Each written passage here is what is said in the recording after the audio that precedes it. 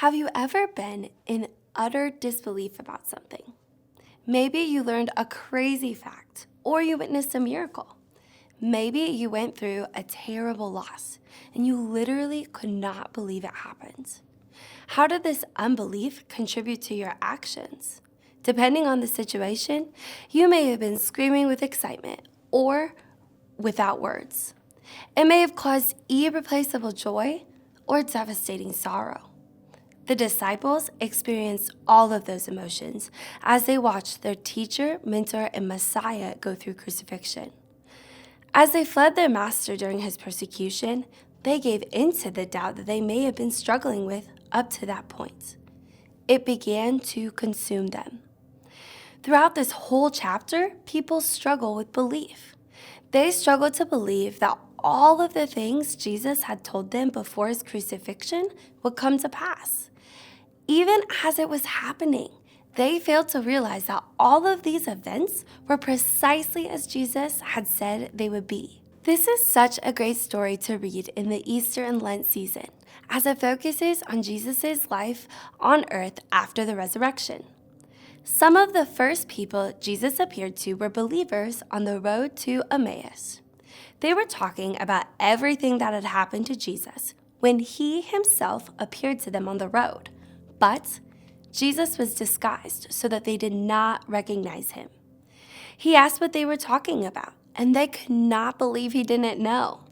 They explained everything and how they had hoped the Messiah would redeem Israel from its enemies, specifically the Romans. They even shared that the body of Jesus was nowhere to be found.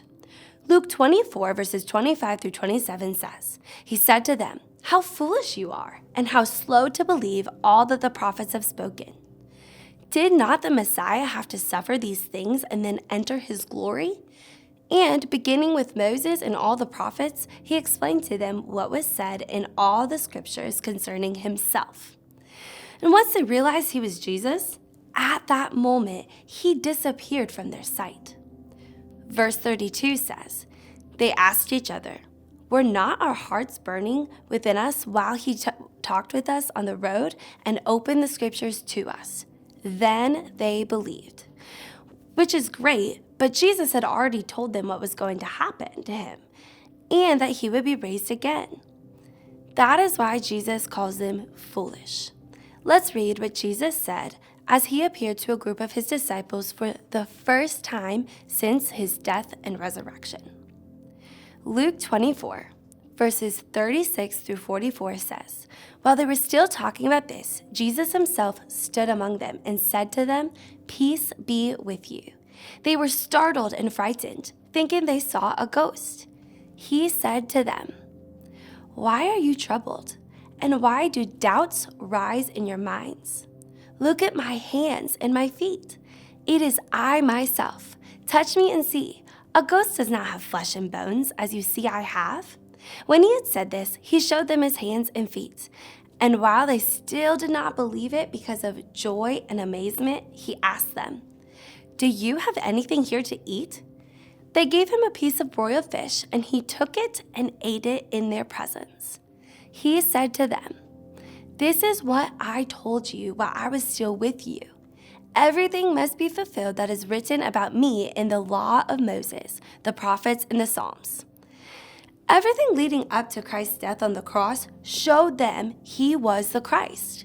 He had fulfilled many prophecies and performed many healings. He had introduced a kingdom culture that stood in stark contrast to their worldly culture. Jesus told them in Luke chapter 9 that he must suffer many things and be rejected by the elders and chief priests and scribes, and be killed and be raised the third day. Then, exactly what he said would happen happened. He was killed. They just needed to wait for the third day for him to be raised. But the disciples had either forgotten his words or chosen to not believe in them. How often do we do this? How often do we forget the promises of God's word or choose to not believe them? Maybe we are not verbally saying we do not believe them. However, our actions show otherwise. Many of us struggle with doubts. And as long as we keep bringing them to God, that's okay. He can handle it. We do not stay in our place of doubt. We confess and worship through them until we get to the other side. I love what one man said to Jesus in Mark chapter 9. I do believe.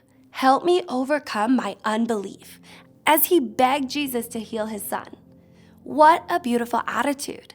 Acknowledging his unbelief before the Lord, those little doubts, those parts of his heart and mind that struggled to accept the truth, he admitted his need for help to overcome it. We can have that same attitude.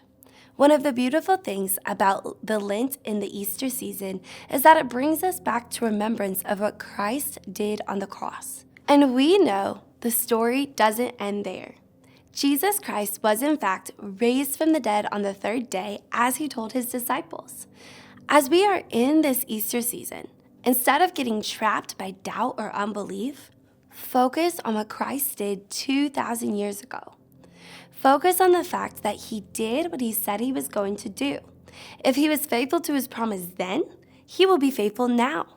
Our God is the same yesterday, today, and forever. We can rest in and celebrate that promise, as there is no reason to live in unbelief and doubt.